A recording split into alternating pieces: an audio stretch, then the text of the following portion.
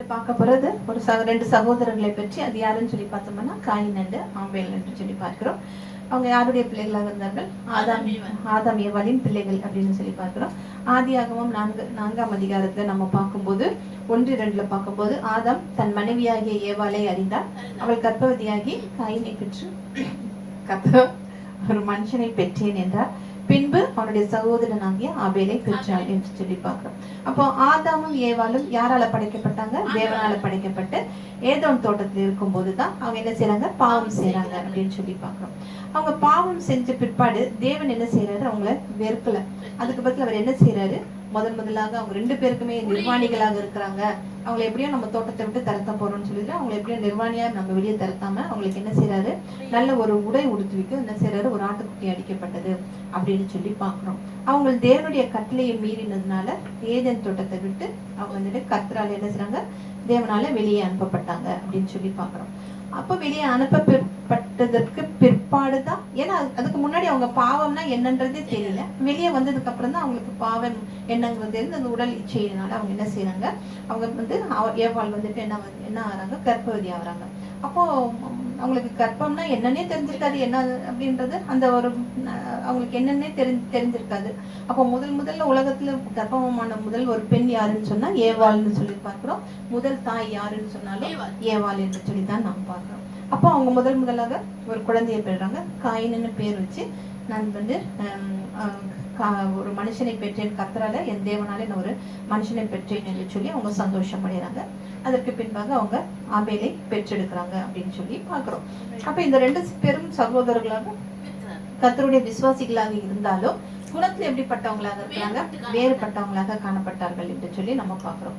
அப்போ இதுல காயின் வந்து எப்படிப்பட்டவனா இருக்கிறான்? துன்மார்க்கனா இருக்கிறான். ஆபேல் வந்துட்டு நீதிமானாக இருக்கிறாரு அப்படின்னு சொல்லி நம்ம பார்க்கிறோம். அப்போ காயின் வந்துட்டு துன்மார்க்கனா இருக்கிறதுனால அவன் உலகத்துக்குரியவர்கள் தானே துன்மார்க்கமா இருப்பாங்க.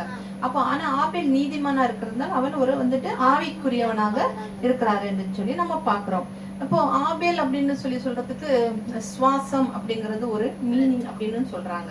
அப்போ ஏதேன் இடத்தை விட்டு தேவன் என்னைக்கு ஆதாமையும் ஏவாளையும் வெளியே அனுப்பினாரோ அதனால அவங்க அதுக்கப்புறம் அவங்க பிழைப்பதற்கு என்ன செய்யறாங்க? உழைக்க வேண்டியதா இருந்தது அப்படின்னு சொல்லி நாம பாக்குறோம். ஏன்னா அங்க ஏதேன் தோட்டத்துல இருக்கும்போது எப்படியா இருந்தாங்க? நல்லா செழிப்பா இருந்தாங்க. எந்த ஒரு வேலையும் செய்ய வேண்டாம், எல்லாமே அவங்களுக்கு கிடைச்சு கீழே இருந்தது, எல்லாமே அவங்களுக்கு கிடைத்ததாக இருந்தது என்று சொல்லி பாக்குறோம். எப்ப அவங்க பாவம் செஞ்சாங்களோ அன்னைக்கு அவங்க யாருடைய மகிமையை இழந்து போறாங்க? ஆண்டவருடைய மகிமை. அப்போ மனிதர்களாகிய நாமளும் நம்ம இந்த உலகத்துல வைத்திருக்கும் பொழுது நாம வந்துட்டு அவருக்கு பயந்து நம்ம நடக்க வேண்டாம். நாம பாவம் செய்யும் பொழுதுதான் நம்ம என்ன செய்யறோம்? தேவனுடைய மகிமை அற்றவர்களாக காணப்படுகிறோம் என்று சொல்லி நம்ம பார்க்கிறோம். அப்ப அவங்க எப்ப மகிமை எழுந்தாங்களோ அப்பவே அவங்களால தான் இந்த பூமி என்னப்பட்டதா இருக்குது, சபிக்கப்பட்டதாக இருக்கிறதுன்னு பாக்குறோம். அப்ப அவர் என்ன சொல்றாரு? நீங்க நெற்றி வேர்வை நிலத்துல விழ நீங்க என்ன செய்ய வேண்டும்? வேலை செஞ்சாதான் நீங்க பழைக்க முடியும் அப்படின்னு சொல்லி சொல்றாங்க. அப்ப காயினும் ஆபேலும் அப்ப அவங்க அம்மா அப்பாவுக்கு என்ன செய்றாங்க? அவங்களும் கூட இருந்து வேலை செய்து கொடுக்கிறவங்களாக இருக்கிறார்கள் என்று சொல்லி நாம பார்க்கிறோம். அடுத்ததாக அதுலயே 4ஆம் அதிகாரம் 2:5 4:2-5. பின்பு அவனுடைய சகோதரனாகிய ஆபேலை பெற்றால் ஆபேல் ஆடுகளை மேய்க்கிறவனானான், காயின் நிலத்தை பயிரிடுகிறவனானான். அப்புறம் சில நாள் சென்ற பின்பு சில நாள் சென்ற பின்பு காயின் நிலத்தின் கனியை கர்த்தருக்கு காணிக்கையாக கொண்டு வந்தான். ஆபேலும் தன் மந்தையின் தலைகளிலும் அவன் கொழுமையானவைகளிலும் சிலவற்றை கொண்டு வந்தான். ஆபேலையும் அவன் காணிக்கையையும் கர்த்தர் அங்கீகரித்தார். காயினையும் அவன் காணிக்கைகளையும் அவர் அங்கீகரிக்கவில்லை. அப்போ காயினுக்கு மிகவும் எரிச்சல் உண்டாகி அவன் முகமாடி வேறுபட்டது. அப்போ ஆபேல் வந்துட்டு நல்ல வேலையான மந்தையை மேய்க்கிற தொழில் அவர் வந்துட்டு தேர்ந்தெடுத்த வேலை என்ன? ஆடுகளை மேய்க்கிற ஒரு வேலையை, நல்ல ஒரு வேலையை அவர் தேர்ந்தெடுத்தார் அப்படின்னு சொல்லி பாக்குறோம். ஏன்னா நம்ம வேதத்துல எல்லாம் பார்க்கும்போது எபிரேயர்கள், ஆபிரகாம், தாவீது இவங்க எல்லாம் யார் எதை மேய்த்தாங்க? கர்த்தராகிய இயேசு கிறிஸ்து வந்துட்டு நல்ல ஒரு மேய்ப்பன் அப்படின்னு சொல்லி நம்ம பார்க்கிறோம் இல்லையா? இவங்க எல்லாம் வந்துட்டு எந்த தொழிலை செய்தாங்க? ஷெப்பர்ட்ஸா இருந்தாங்க நம்ம பார்க்கிறோம். அதே போலதான் இயேசுவும் நல்ல மேய்ப்பன் அப்படின்னு சொல்லி அவர் சொல்கிறத பார்க்கிறோம். அப்போ காயின் வந்துட்டு நிலத்தை பயிரிடுறவராக இருந்தார் அப்படின்னு சொல்லி பார்க்கிறோம். அப்போ முதல்ல காயின் நிலத்தின் கனிகளை எதா கொண்டுட்டு வரா? காணிக்கையாக கொண்டு வந்து வைக்கிறாருன்னு சொல்லி பாக்குறோம். ஆபேலும் தன்னுடைய மந்தையில எப்படி இருக்குதா? தலையீற்றில் உள்ள தலையீற்றில்னா என்ன? ஃபர்ஸ்ட் ஒன்னு நல்ல தலையீற்றில் நல்ல கொழுத்ததா அவர் வந்து என்ன செய்யறாரு? கொண்டு வந்தாருன்னு பாக்குறோம். இந்த ரெண்டு பேருமே தேவனை மதிச்சுதான் என்ன கொண்டு வராங்க? காணிக்கைகளை கொண்டு வந்தாங்க. காயினும் தேவனை மதிச்சுதான் கொண்டு வரான். ஆபேலும் என்ன செய்யறாரு? தேவனை மதிப்புதான் காணிக்கையை கொண்டுட்டு வராரு அப்படின்னு சொல்லி பாக்குறோம். அப்போ ஆனா தேவன் என்ன செய்யறாரு? கர்த்தர் என்ன செய்யறாரு? ஒருவருடைய காணிக்கையை அங்கீகரித்து மற்றவருடைய காணிக்கையை அவர் புறக்கணித்தார் அப்படின்னு சொல்லி பாக்குறோம். தேவன் வந்து அப்படி யாரையுமே அவர் புறக்கணிக்கிறவரு கிடையாது.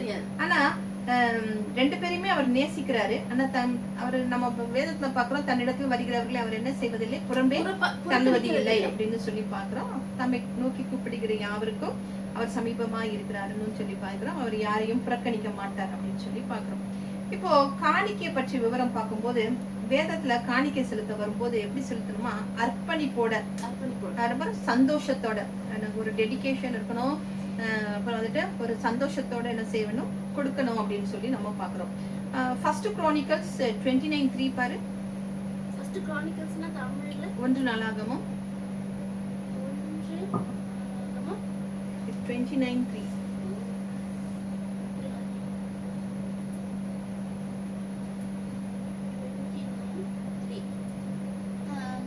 இன்னும் என் தேவனுடைய ஆலயத்தின் மேல் நான் வைத்திருக்கிற வாஞ்சையினால் பரிசுத்த ஆலயத்துக்காக நான் சவதரித்த அப்படின்னா நான் சம்பாதித்த அனைத்தையும் தவிர எனக்கு சொந்தமான பொன்னையும் வெள்ளியையும் என் தேவனுடைய ஆலயத்துக்கென்று கொடுக்கிறேன் அப்படின்னு யார் சொல்றா? தாவீது ராஜா சொல்றாரு. அவர் என்ன சொல்றாரு? நான் சம்பாதித்த பொண்ணு வெள்ளி எல்லாத்தையுமே நான் என்ன செய்யறேன்? கொடுக்கறேன் அப்படின்னு சொல்றாரு. அப்ப அவர் எப்படி கொடுக்கறாரு? மனப்பூர்வமாக காணிக்கைய செலுத்துறாரு அப்படின்னு சொல்லி பாக்க. அதுலயே 5ல பாரு 29:5ல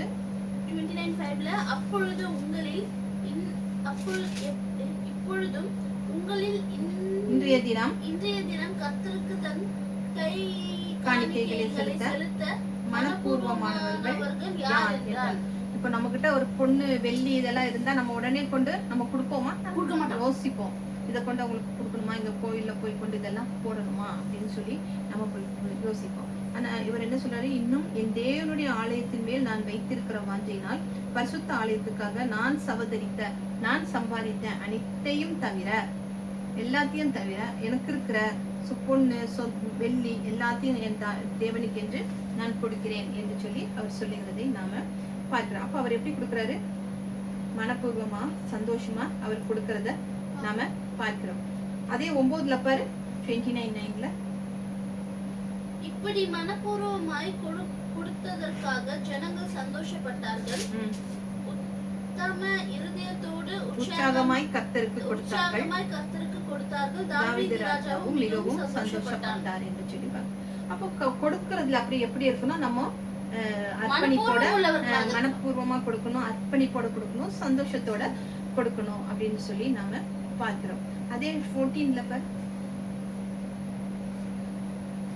இப்படி மனப்பூர்வமாய் கொடுக்கும் பிராணி உண்டாவதற்கு நான் எம்மாத்திரம், என் ஜனங்கள் எம்மாத்திரம், எல்லாம் உம்மால் உண்டானது, உமது கருத்திலே வாங்கி உமக்கு. அப்ப இதெல்லாம் கொடுத்ததே நமக்கு யாரு? ஆண்டவர் தான். அவர் தான் நமக்கு எல்லாத்தையும் கொடுக்கிறாரு. ஆனா நம்ம என்ன செய்யறோம்? நம்ம தான் இது எல்லாத்தையும் என் கை சம்பாதிச்சது, என்னுடைய திறமை தான் இது எல்லாவற்றையும் எனக்கு சம்பாதிச்சதுன்னு சொல்லி நம்ம என்ன செய்யறோம்? கொடுப்பதற்கு. அப்போ தாவீது என்ன சொல்றாரு? இதற்கு நான் எம்மாத்திரம், நான் அதெல்லாம் கொடுக்கறதுக்கு நான் ஒன்றுத்துக்குமே இது இல்ல, இதெல்லாம் கொடுக்கறதுக்கு தகுதியே இல்ல, எல்லாம் உங்களிடத்துல இருந்து வாங்கி நான் உமக்கே கொடுக்கிறேன் அப்படின்னு அவர் சொல்றத நாம பார்க்கிறோம். அப்போ அதே அவர் சொல்றாரு, உன்கிட்ட ஒரு காணிக்கை செலுத்த வரும்போது உன் சகோதரன் கிட்ட உனக்கு வந்து ஏதாவது மனக்கசப்பு ஏதாவது இருந்தா நீ முதல்ல போய் அதை வச்சுட்டு போய் மன்னித்து சகோதரனோட ஒப்புரவாகிட்டு சமாதானமாயிட்டு பின்பு வந்து என்னுடைய காணிக்கையை செலுத்துன்னு மத்தேயு 5:23-24 சொல்றத பாக்குறோம். அதே மாதிரி லூக்கா 21:1 நம்ம என்ன பாக்குறோம், அந்த 7 விதவை போட்ட 2 காசை அவங்க அப்ப எப்படி மனப்பூர்வமா அதை கொடுத்தாங்க அப்படிங்கறத நாம பாக்குறோம். அப்புறம் மல்கியா 1:13-14 எப்படி காணிக்கையை கொண்டு வரக்கூடாது அப்படிங்கறதையும் நம்ம பாக்குறோம். எப்படி கொண்டுட்டு வரக்கூடாது. மல்கியா 1:13 நசல் கொண்டது, கை கால் உடைஞ்சது, இந்த மாதிரி இருக்கிறதெல்லாம் என்ன செய்யக்கூடாது, கொண்டுட்டு வந்து சரி அங்கதானே நம்ம கொடுத்துருவோம் அப்படின்னு சொல்லிட்டு நல்லதை நம்ம வச்சுட்டு அப்படியே கொடுக்க கூடாது அப்படின்னு மல்கியால பாக்குறோம். அப்போ இந்த இடத்துல நம்ம என்ன செய்யறோம், 2 பாடத்தை கத்துக்கொள்கிறோம். 2 பேருமே ஒரே குடும்பத்தின் சூழ்நிலையில தான் வளர்ந்தவங்க.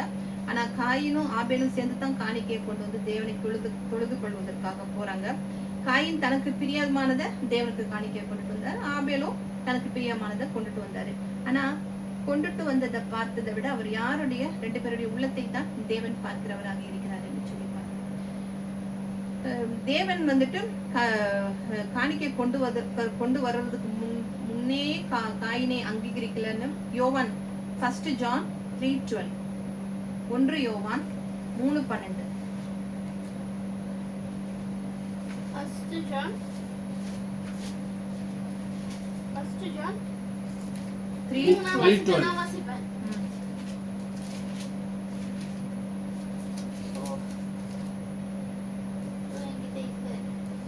பொல்லாங்கனால் உண்டாயிருந்து தன் சகோதரனை கொலை செய்த காயினை போல் இருக்க வேண்டாம். அவன் எது நிமித்தம் அவனை கொலை செய்தான்? 1 ஜான் 3:12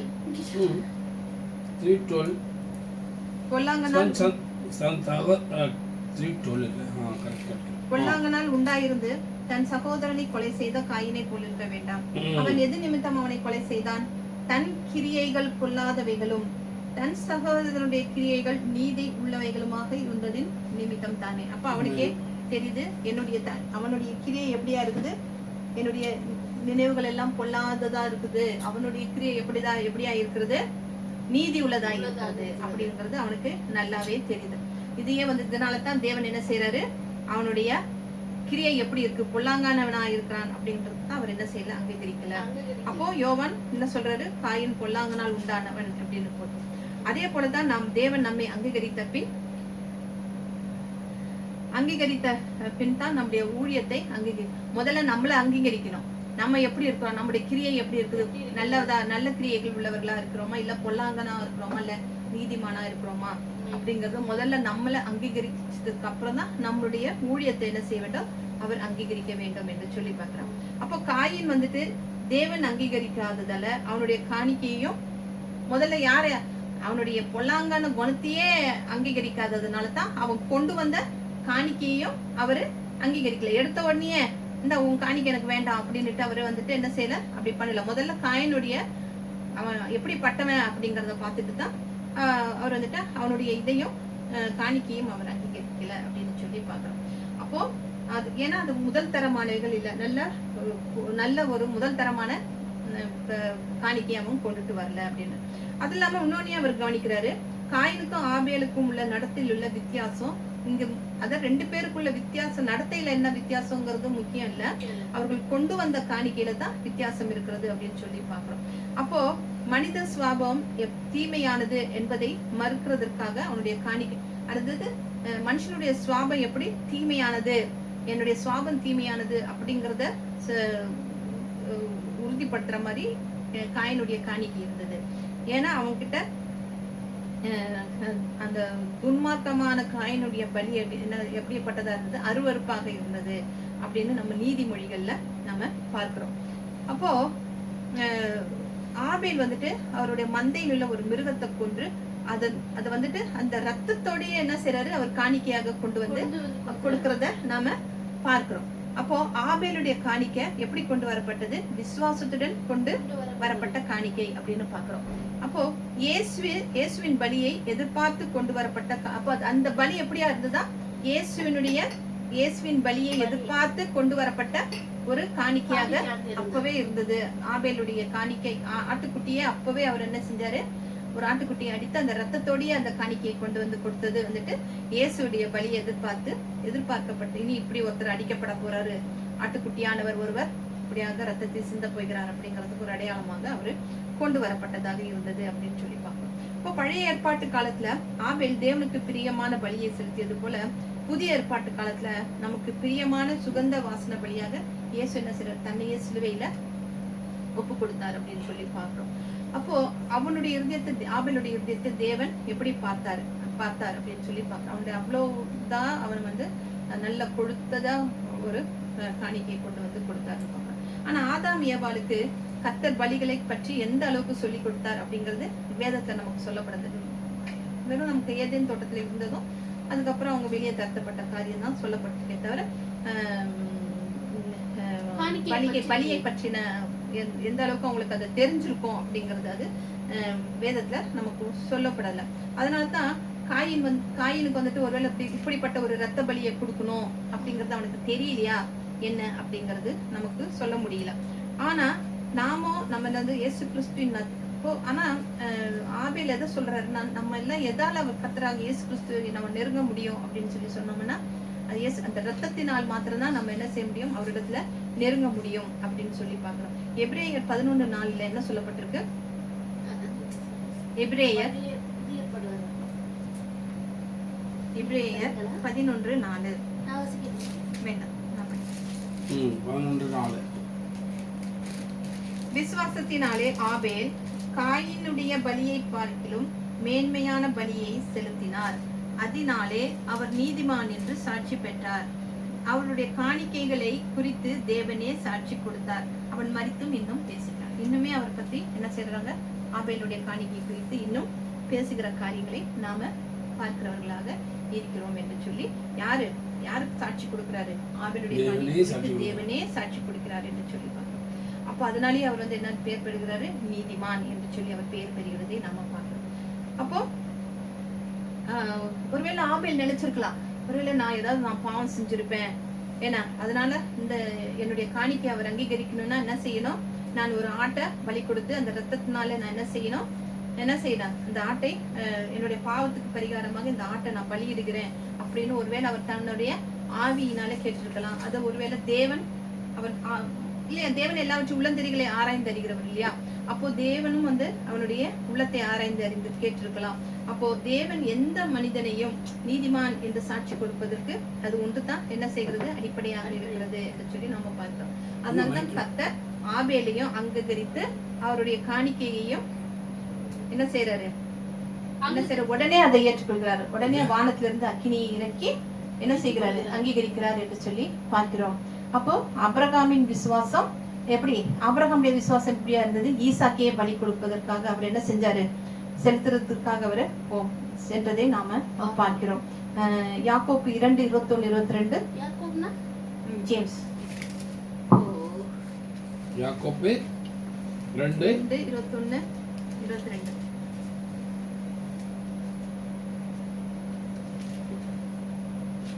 தம்முடைய பிதாவாகிய ஆபிரகாம் தன் குமாரன் ஈசாக்கை பலிபீடத்தின் மேல் செலுத்தின போது கிரியைகளினால் அல்லவோ நீதிமானாக்கப்பட்டார்.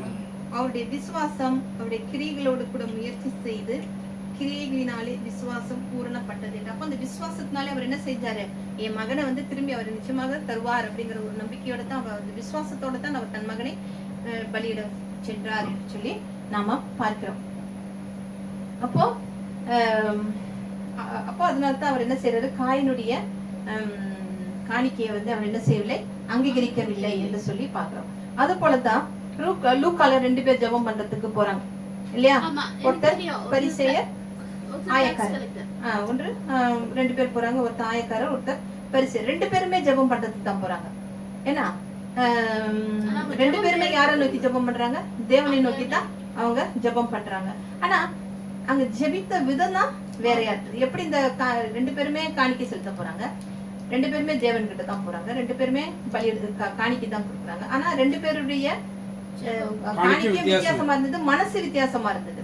என்ன அவனை எப்படி கொடுக்கணும்னு இவர் வந்துட்டு ஆபேல் வந்துட்டு ஒருவேளை நான் ஏதாவது பாவம் செய்திருக்கலாம், என்னுடைய பாவத்துக்கு தேவன் என்னுடைய காணிக்கை அவர் அங்கீகரிக்கணும், அந்த ஆட்டை அங்கீகரிக்கணும் அப்படின்னு சொல்லிட்டு அந்த பாவத்துக்குரிய பாவ நிவாரண பலியாகவே அதை வந்து அவர் என்ன செய்திருக்கலாம், காணிக்கையாக அவர் செலுத்தி இருக்கலாம் என்று சொல்லி. இதே போலதான் இவங்க 2 பேருமே போறாங்க, 2 பேருமே தேவனை நோக்கி தான் ஜெபிக்கிறாங்க.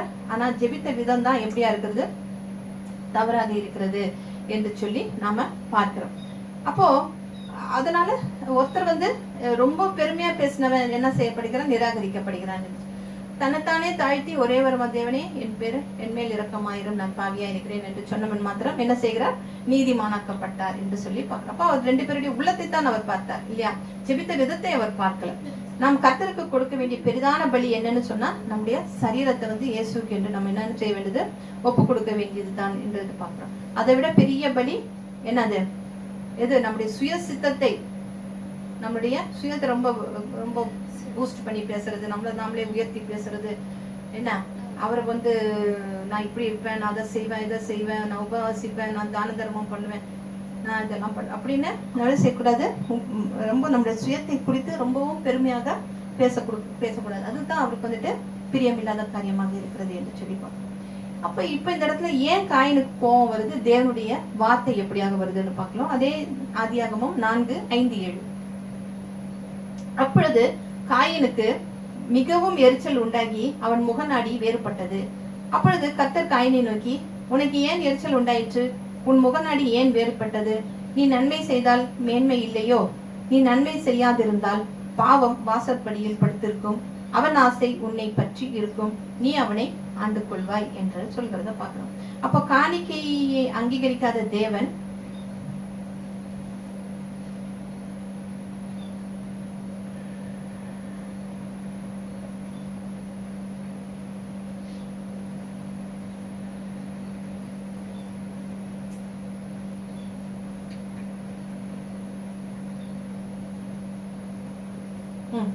அப்போ காணிக்கை அங்கீகரிக்காதனால காயின் யார் மேல கோவப்பட்டிருக்கணும், தேவன் மேலதான் அவன் கோவப்பட்டான். ஆனா யார் மேல அவன் கோவப்பட்டான், ஆபேல் மேலதான் அவன் எரிச்சல் பட்டான். இதை பார்த்த காயினுக்கு கம்பாரிசன் என்னதை அவர் எந்த இடத்துல அவன் எடுத்துக்கிட்டாரு அப்படின்னு சொல்லிட்டு அவருக்கு அப்ப அவனுடைய முகநாடி வேறுபடுகிறது. இதே போலதான் சவுலுக்குள்ளேயும் பொல்லாத ஒரு ஆவி வந்து என்ன செய்கிறது, தாவீதை வந்துட்டு என்ன செய்யறாரு, கொல்றதுக்காக அவர் என்ன செய்யறாரு, ஈட்டியால குத்த முற்படுகிறார் அப்படின்னு சொல்லி பார்க்கிறோம். இதே போலதான் பார்வோனுக்குள்ளேயும் ஒரு அசுத்த ஆவி வந்து என்ன செய்கிறது, எரிச்சலோட இஸ்ரவேல் ஜனங்களுக்கு பிறந்த ஆண் பிள்ளைகளை எல்லாம் என்ன செய்யணும், எல்லாத்தையும் நதியில போட்டு கொல்லணும் அப்படின்னு சொல்லி உத்தரவிடுகிறத நாம பாக்குறோம். அதே போலதான் இயேசு கிறிஸ்து பிறந்ததை காண வந்த சாஸ்திரிகளை வந்து என்ன செய்கிறது, இவங்க திரும்பி வந்து நமக்கு இடத்த சொன்னாங்கன்னா திரும்பியும் போய் நம்ம இவரை வந்து கொன்னுடலாம் அப்படின்னு சொல்லும் பொழுதுதான் அவங்க என்ன செய்யறாங்க, வேற வழியாக திரும்பி போயிடுறாங்க. இதை அறிஞ்சிட்டு அவங்களுக்கு கோவம் வந்து உடனே அங்க இருக்கிற எல்லா ஆண் பிள்ளைகளையும் கொல்லணும் அப்படின்னு சொல்லி ஒரு கட்டளை இடுகிறத நாம பாக்குறோம். அப்போ ஏதேன் தோட்டத்துக்கு வெளியே செய்யப்பட்ட முதல் பாவம் எதுன்னு சொல்லி சொன்னா காயின் கொலை செஞ்சதை தான் நாம அப்படின்னு சொல்லி நாம பார்க்கலாம். அப்போ ஒருவேளை நம்மளை பார்க்கல வேற யாராச்சும் அபிஷேகம் பட்டவங்களா இருந்தாங்க, நல்ல பண்ணப்பட்ட நல்ல பரிசுத்தாவினால ஜெபிக்கிறவங்கள பார்க்கும்போது நம்ம உடனே என்ன செய்யக்கூடாது, அவங்கள பார்த்து நம்ம என்ன செய்யக்கூடாது, பொறாமப்படக்கூடாது. ஆனா அதை வந்து பொறாமப்படாம அவங்களுடைய காரியங்களை நினைத்து நம்ம என்ன செய்யப்பட வேண்டும், சந்தோஷத்தான் நம்ம பட வேண்டும் அப்படின்னு சொல்லி பார்க்கிறோம். அப்போ இந்த விஷயத்துல பார்க்கும்போது காயின் வந்துட்டு யாருக்கு தலைவனா இருக்கிறான்னு பார்த்தோம்னா மத சம்பந்தமானவங்களுக்கு தலைவனா இருக்கிறான். ஆபேல் வந்துட்டு ஆவிக்குரிய மக்களுக்கு தலைவராக இருக்கிறார் என்று சொல்லி பார்க்கிறோம். ஏன்னா அவர் வந்து ஒரு நீதிமானாக இருந்ததுனால அவர் ஆவிக்குரிய மக்களுக்கு ஒரு எடுத்துக்காட்டாக இருக்கிறார் என்று சொல்லி பார்க்கிறோம்.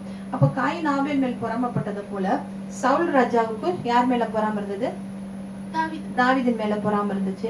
பரிசேயர்கள் யார் மேல பொறாம கொண்டாங்க, இயேசு கிறிஸ்துவின் மேல பொறாம கொண்டாங்க. பவுல் மேல யார் பொறாம இருந்தது, மத தலைவர்கள் எல்லாம் பவுல் மேல பொறாம கொண்டவர்களாக இருந்தாங்க. அப்போ வேதத்துல முதல்ல அவன் எரிச்சல், ஏன்னா காயினுக்கு எரிச்சல் உண்டாகி அவனுக்கு முகநாடி வேறுபட்டதுன்னு பாக்குறான். அப்போ அந்த முதல் எரிச்சல், இந்த கோபம், இந்த குணங்கள்லாம் யார்கிட்ட இருந்து வந்தது, காயின் கிட்ட இருந்து தான் முதல் வந்தது அப்படின்னு சொல்லி பாக்குறோம். அப்போ பரிசேயர்களுக்கும் காயினுக்கும் என்ன செய்ய பரிசேயருக்கும் காயினுக்கும் தவறான உபதேசம் இருக்குல்ல, ஆனா அவங்க வாழ்க்கை எப்படியா இருந்தது, தவறானதாக இருந்தது அப்படின்னு சொல்லி பாக்குறோம். அப்போ தேவனுக்கு மனப்பூர்வமாக காணிக்கை கொண்டு வந்ததால தான் தேவன் என்ன செய்யறாரு, ஆபேலை ஏற்றுக்கொண்டார் என்று சொல்லி பார்க்கிறோம். அப்போ நீதிமொழிகள்ல நம்ம பார்க்கும்போது 15:8 பார்க்கும்போது துன்மார்க்கருடைய பலி கர்த்தருக்கு அருவருப்பானது. இப்பெல்லாம் பாக்குறோம் நிறைய இடங்கள் எல்லாம் எவ்வளவு செய்யறாங்க, எவ்வளவு கொலை எல்லாம் செய்யறாங்க. ஆனாலும் இந்த இந்துக்கள் ஆலயங்கள் எல்லாம் பார்க்கும்போது என்ன செய்யறாங்க, அங்க கொண்டு பணங்களை என்ன செய்யறாங்க, அவங்க செய்யறதெல்லாம் என்ன செய்யறது, அட்டூழியமான காரியங்கள், மக்களை ஏமாற்றி சம்பாதிக்கிற பணங்கள். இப்போ சம்பாதிச்சுட்டு அப்புறம் என்ன செய்யறாங்க, அதுல ஒரு பகுதியை கொண்டு என்ன செய்யறாங்க, ஆலயங்கள்ல கொண்டு அப்படியே போட்டுடுறாங்க. ஆனா அதைத்தான் அவர் என்ன சொல்றாரு, துன்மார்க்கருடைய பலி கர்த்தர் எனக்கு இந்த பாவப்பட்ட காணிக்கையெல்லாம் எனக்கு வேண்டாம் அப்படின்னு சொல்லி அவர் துன்மார்க்கருடைய பலி கர்த்தருக்கு அருவருப்பானது அப்படின்னு நம்ம சொல்லி பாக்குறோம். நீதிமொழிகள் 15:8 சொல்லப்பட்டிருக்கு. சங்கீதம் 40:6-8 என்ன சொல்லி இருக்குன்னு பார்த்தோம்னா, பலியையும் காணிக்கையும் நீர் விரும்பாமல் என் செவிகளை திறந்தீர், சர்வாங்க தகன பலியையும் பாவ நிவாரண பலியையும் நீர் கேட்கவில்லை. அப்பொழுது நான் இதோ வருகிறேன், புஸ்தக சுருளில் என்னை குறித்து எழுதியிருக்கிறது, என் தேவனே உமக்கு பிரியமானதை செய்ய விரும்புகிறேன், உமது நியாயப்பிரமாணம் என் உள்ளத்துக்குள் இருக்கிறது என்று சொன்னேன் என்று தாவீது சொல்கிறத நாம பார்க்கிறோம். அப்போ காயினுடைய இருதயம் தேவனுக்கு முன்பாக எப்படியா இருக்குல்ல, செம்மையாக இல்ல.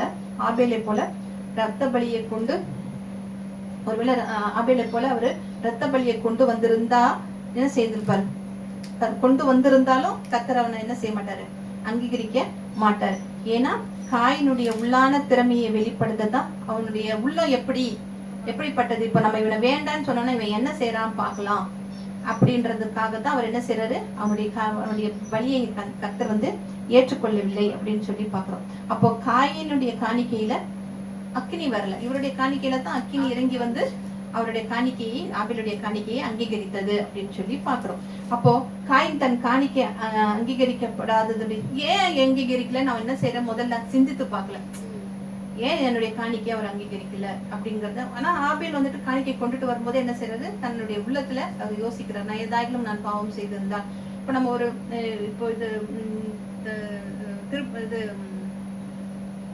இந்த போஜனம் எடுக்க போகும்போது நம்ம என்ன செய்யறோம், நம்ம நாமளே சுத்திகரித்து நம்ம கிட்ட என்ன பாவங்கள் இருக்கிறதோ அதை அறிக்கை செய்து தான் நம்ம என்ன செய்கிறோம், இந்த பாவங்களை எல்லாம் நம்ம அறிக்கை செய்து அதுல நம்ம விட்டு தான் நம்ம என்ன செய்கிறவர்களாக இருக்கிறோம், திருவிருந்துல நம்ம பங்கு பெறுகிறவர்களா இருக்கிறோம். அந்த மாதிரி அவன் என்ன செய்யறான், தன்னை பரிசோதித்து பார்க்கல, ஏன் என்னது வேணான்னு சொல்லிட்டாரு அப்படின்னு சொல்லி அவன் என்ன செய்யல, ஆராயல. அதனால அவன் என்ன செய்யறான், கர்த்தர் பேர்ல எரிச்சல் அடைந்தான்.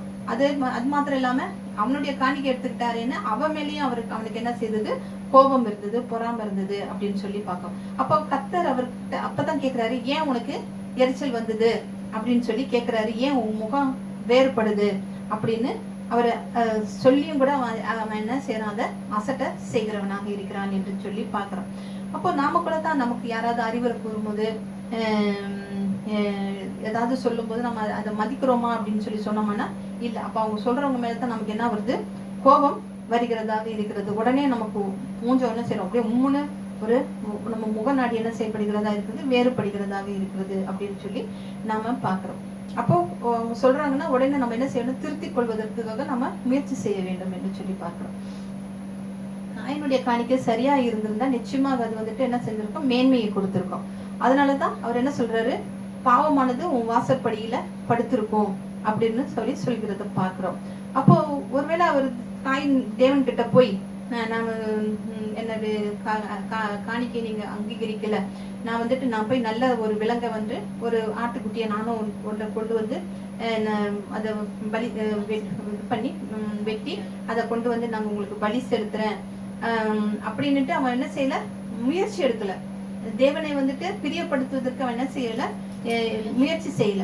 ஆனா முயற்சி செய்ய அவன்கிட்ட அந்த ஒரு பாவம் இருந்ததுனால அவன் என்ன செய்யறான், அவனை பின்தொடர்ந்து நீ நன்மை செய்யாவிட்டாலும் நீ என்ன செய்கிறதா இருக்கிறது, அவனை நீ நன்மை செய்யாவிட்டாலும் நீ வயதில் மூத்தவன் என்ற மரியாதையை ஆபேல் உனக்கு தருவார் என்ற பொருளில் அவன் என்ன சொல்றாரு, அவன் ஆசை உன்னை பற்றி கொண்டிருக்கும் அப்படின்னு கர்த்தர் கூறுகிறத பார்க்க. அதாவது நீ மூத்தவன், அவர் சொல்றாரு என்ன சொல்றது, நீ நன்மை செய்யாவிட்டாலும் நீ வயதில் மூத்தவன் என்ற மரியாதையை ஆபேல் உனக்கு தருவான். நீ அவனை கொண்டிருக்கவே வேண்டாம், நீ அங்கீகரிக்கலனாலும் பரவாயில்ல, அவன் உனக்குரிய நீ பெரியவன் அப்படிங்கறதுனால நீ உனக்கு வந்துட்டு அவன் எப்பவுமே என்ன செய்கிறவனா இருப்பான், மரியாதை கொடுக்கிறவனாக இருப்பான் அப்படின்னு அவர் சொல்றாரு. நீ அவனை ஆண்டு கொள்வ, நீ வந்து அவனை ஆண்டு கொள்வ அப்படின்னு சொல்றாரு. நீ அவனை ஆண்டு கொள்வ, அவன் உனக்கு மரியாதை செலுத்துகிறவனா இருப்பான் அப்படின்னு சொல்லி சொல்றாரு. அப்பவும் அவன் என்ன செய்யற, காயினு மனம் திரும்பல. அப்பொழுதும் அவன் என்ன செய்யல, மனம் திரும்பவில்லை. அப்போ அவனுடைய உள்ளத்திலும் மாற்றம் வரல, அவனோட முகநாடியும் என்ன செய்யல, மாறலன்னு பாக்குறோம். அப்போ வேதனை அழிந்த காயின் கிட்ட ஒரு ஆட்டுக்குட்டியை வாங்கி காணிக்கையாக தேவன் அப்போ அவர் என்ன சொல்றாரு, நீ போய் இன்னொரு ஆட்டுக்குட்டி எடுத்து வந்து எனக்கு காணிக்கை செலுத்து அப்படின்னு சொல்லி சொல்லாம, நீ நன்மை செய்தால் மேன்மை இல்லையோ அப்படின்னு தான் அவர் கேட்கிறார் இல்லையா. நீ நன்மை செய், நீ நன்மை செஞ்சா உனக்கு என்ன இருக்கு, மேன்மை இருக்கு அப்படின்னு சொல்லி அவர் சொல்லுகிறதை நாம பார்க்கிறோம். மூத்தவன் எப்பவுமே வந்து எப்படி மேன்மையானவனாக கருதப்படுவான் என்று சொல்லித்தான் நம்ம பார்க்கிறோம். ஏன்னா ஆனா காயின் என்ன செய்தா, அதை இழந்து விட்டதாக, ஐயோ நான் அதை இழந்து விட்டேனே, எனக்கு என்ன அதை அங்கீகரிக்கலையே அப்படின்னுட்டு அவன் என்ன செய்யறான் அப்படின்னு நினைக்கிறான். அதனாலதான் தேவன் என்ன சொல்றாரு, நீ நன்மை செய்தால் அதை இழந்து போக வாய்ப்பில்லை அப்படின்னு சொல்கிறார். பலியிடுபவர் நன்மை செய்பவராக இருக்க வேண்டும் அப்படின்னு தேவன் தெளிவுபடுத்துகிறார் என்று சொல்லி நாம பார்க்கிறோம். அப்போ தீமையில வாழ்கின்றவருடைய பலி கர்த்தருக்கு உகந்தது அல்ல அப்படின்னு சொல்லியும் நம்ம பார்க்கிறோம். அப்போ காயின் கிட்ட கர்த்தர் என்ன செய்யறாரு, முகமுகமாக பேசுறாரு, பேசி ஆபேலுக்காக என்ன செய்யறாரு, வழக்காடுறாருன்றத நாம பார்க்கிறோம். அதனாலதான் அவன் அப்ப வந்துட்டு இந்த 2 பேர்ல யார்கிட்ட விசுவாசத்தை காண முடிஞ்சது, ஆபேல் கிட்ட மட்டும்தான் விசுவாசத்தை காண முடிந்தது என்று சொல்லி பார்க்கிறோம். விசுவாசத்தினால் இல்லாமல் தேவனை பிரியப்படுத்த முடியாது. விசுவாசத்தோடு நற்கிரியைகளையும் தேவன் விரும்புகிறவராக இருக்கிறார் என்று சொல்லி நாம பார்க்கிறோம். அடுத்ததாக காயினின் கொலையும் தேவனின் கேள்வியும் என்று சொல்லி நாம பார்க்கலாம். ஆதியாகமம் 4:8-10 பார்க்கும்போது, காயின் தன் சகோதரனாகிய ஆபேலோடு பேசினான். அவர்கள் வயல்வெளியில் இருக்கும் சமயத்தில் காயின் தன் சகோதரனாகிய ஆபேலுக்கு விரோதமாக எழும்பி அவனை கொலை செய்தான். கர்த்தர் காயினை நோக்கி, உன் சகோதரனாகிய ஆபேல் எங்கே என்றார். அதற்கு அவன், நான் அறியேன், என் சகோதரனுக்கு நான் காவலாளியோ என்றான். அதற்கு அவர், என்ன செய்தாய், உன் சகோதரனுடைய ரத்தத்தின் சத்தம் பூமியிலிருந்து என்னை நோக்கி கூப்பிடுகிறது அப்படின்னு சொல்லி. அப்போ ஆபேல காயன் என்ன செய்யறான், ஏமாற்றி வயல்வெளிக்கு கூப்பிடுறான். என்ன, இப்ப ஆபேலுக்கு தெரியாது இல்லையா, இவன் நம்ம கொலை செய்யத்தான் அவன் நம்மள